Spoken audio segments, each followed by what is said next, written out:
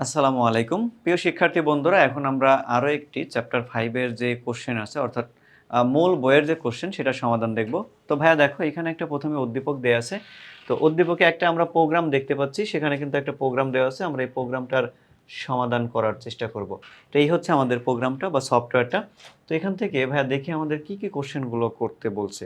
অর্থাৎ প্রথম কোশ্চেনটা বলছে ক্যারেক্টার টাইপের অ্যারেকে প্রোগ্রামিং এর ভাষায় কি বলা হয়? ক্যারেক্টার টাইপের অ্যারেকে প্রোগ্রামিং এর ভাষায় মূলত স্ট্রিং বলা হয়। স্ট্রিং ক্যারেক্টার টাইপের অ্যারেকে প্রোগ্রামিং এর ক্ষেত্রে স্ট্রিং বলে। এটা একটু মাথায় রাখবা। ক্যারেক্টার টাইপের ডেটাকে প্রোগ্রামিং এর ভাষায় স্ট্রিং বলা হয়। Okay fine. তারপরে দেখো আমরা এরপরের যে কোশ্চেনগুলো সেগুলো যদি একটু খেয়াল করে দেখি ভাইয়া এখানে আসলে কি বলছে। ওকে, এবার দেখো এখানে খ নম্বর কোশ্চেন যেটা বলছে ভাইয়া সেটা যদি একটু খেয়াল করে দেখো যে সি প্রোগ্রামিং ভাষায় একটি ইন্টিজার ভ্যারিয়েবলে সর্বোচ্চ কত অঙ্কের সংখ্যা রাখা যায়। দেখো ইন্টিজার ভ্যারিয়েবল হচ্ছে 4 বাইটের, অর্থাৎ 4 বাইটের। ইন্টিজার ভ্যারিয়েবল হচ্ছে ভাইয়া 4 বাইটের। তো 4 বাইট মানে কি? 4 বাইট মানে হচ্ছে 32 বিট। 32 বিট। আর একটা ভ্যারিয়েবলে কি পরিমাণ সংখ্যা রাখা যাবে সেটা নির্ণয় করার সূত্র হচ্ছে ভাইয়া টু দি পাওয়ার n, অর্থাৎ 2 আর n হচ্ছে 32। তো 2 এর উপরে যদি আমরা পাওয়ারটা 32 দিয়ে দিই তাহলে যেই সংখ্যাগুলো আমরা দেখতে পাই ভাইয়া সেটা একটু দেখো। সেই সংখ্যাগুলো দেখতে পাই সেটা হচ্ছে আমরা যদি হচ্ছে 2 এর উপর 32 লিখি তাহলে সংখ্যাটা হয় মূলত হচ্ছে যে এরকম, এই এত থেকে এত পর্যন্ত। অর্থাৎ এই পরিমাণ সংখ্যাকে সে কিন্তু ইন্টিজার বাইটের মাধ্যমে উপস্থাপন করতে পারবে। তো এই হচ্ছে আমাদের বিষয়টা। তারপরে দেখো এটার ফ্লো চার্ট কিভাবে তৈরি করতে হয় ভাইয়া। ফ্লো চার্ট, তো ফ্লো চার্ট তো আমরা অবশ্যই প্রোগ্রাম থেকেই করে ফেলবো। তো প্রথমে আমাদের স্টার্ট করতে হয়। দেখো আমরা এখানে স্টার্ট করে ফেললাম। প্রথমে আমরা স্টার্ট করলাম, তারপরে হচ্ছে ইনপুটের মান কিন্তু প্রোগ্রামে দেয়া আছে, তারপরে ইনিশিয়ালাইজেশনের যে মান সেটা কিন্তু 0 দেয়া আছে। এখানে একটা শর্ত দেওয়া হয়েছে, শর্তটা হচ্ছে যদি n এর মানটা 0 না হয়, এই চিহ্নটা মানে কিন্তু নট ইকুয়াল বোঝানো হয়। এই চিহ্নটা মানে হচ্ছে নট ইকুয়াল, অর্থাৎ n নট ইকুয়াল 0 মানেও যা, এই চিহ্নটা মানেও তাই, অর্থাৎ এই চিহ্নটা মানে নট ইকুয়াল বোঝানো হয়। তাহলে এখানে নট ইকুয়াল দিয়ে দুইটা অ্যান্সার বের হবে, একটা হচ্ছে ইয়েস আর একটা হচ্ছে নো। ইয়েস হলে কি হবে? এই যে শর্তগুলো এগুলো কিন্তু আমাদের কিসে দেয়া আছে ভাইয়া, মানে কোডিং এর ক্ষেত্রে দেয়া আছে, যেই আমাদের উদ্দীপকটা সেখানে কিন্তু কোডিং এ দেয়া আছে।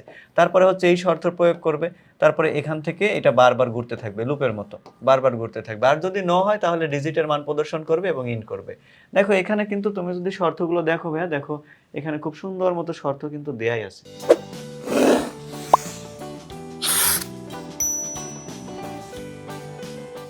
তো একটু খেয়াল করে দেখো এই যে সুন্দর মতো শর্তগুলো দেওয়া আছে। আমরা যদি একটু দেখি, এই যে এটা হচ্ছে প্রথম শর্ত, দুইটাকে নেওয়া হয়েছে, এবং এটা হচ্ছে দ্বিতীয় শর্ত। এই যে দুইটা শর্ত, আর এই দুইটা শর্তই কিন্তু সেখানে ব্যবহার করা হয়েছে। দেখো এই দুইটা শর্তই কিন্তু আমরা এই যে এখানে ব্যবহার করে দিছি।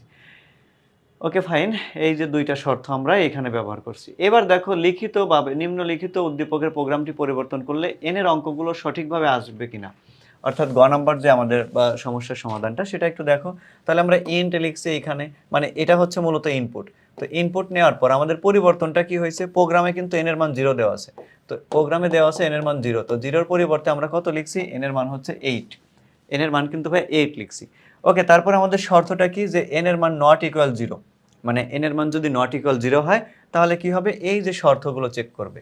এই শর্তগুলো কিন্তু আমাদের দেখো সফটওয়্যারে কিন্তু দেয়াই আছে ভাইয়া, যদি একটু খেয়াল করো তাহলে এই শর্তগুলো বুঝতে পারবে। এই যে শর্তগুলো দেখো, এই হচ্ছে আমাদের শর্তগুলো এখানে কিন্তু দেয়া আছে। তাহলে আমরা এই শর্তগুলো এখানে লিখে দিব। তো এবার হচ্ছে দেখো আমরা প্রোগ্রামের ক্ষেত্রে এখানে শর্তগুলোকে এই যে লিখে দিব, দেন হচ্ছে প্রিন্ট n, তারপরে হচ্ছে ডিজিট, অর্থাৎ সংখ্যাগুলো এখানে প্রিন্ট হবে। ডিজিট মানে সংখ্যাগুলো প্রিন্ট হবে, পর্যায়ক্রমিকভাবে সংখ্যাগুলো প্রিন্ট হবে। তারপরে হোয়াইলের মধ্যে যেই কাজটা সেটার ব্যাখ্যা দেয়া আছে ভাইয়া, এই ব্যাখ্যাটা আসলে মূলত তোমার দরকার নাই, মূলত হচ্ছে তুমি কোডিংটা বুঝতে পারলেই হলো। তো আমাদের যেই কোডিংটা দেয়া আছে ওই কোডিং থেকে কি পরিবর্তন হয়েছে, শুধুমাত্র এখানে i এর মান যেহেতু উল্টা দিক থেকে প্রিন্ট করতে বলছে, উল্টা দিক থেকে মানে 8 থেকে শুরু করতে বলছে, তো সেই ক্ষেত্রে i এর মান 8 দ্বারা শুরু করতে হবে, আর হচ্ছে যেই চেঞ্জটা আর হচ্ছে 8 দ্বারা শুরু করতে হবে, আর n এর মানটা নট ইকুয়াল 0 হবে। এই দুইটা জায়গায় কিন্তু মূলত পরিবর্তন, আর যেই কোডিংটা দেওয়া ছিল ওই কোডিংটারই কিন্তু এটা হচ্ছে ব্যাখ্যা। তো এই হচ্ছে আমাদের যে কোশ্চেনটা ছিল সেটার সমাধান। আমরা পরবর্তীতে আরও কোনো কোশ্চেনের সমাধান দেখব। সে পর্যন্ত সবাই ভালো থাকো, সুস্থ থাকো। আসসালামু আলাইকুম।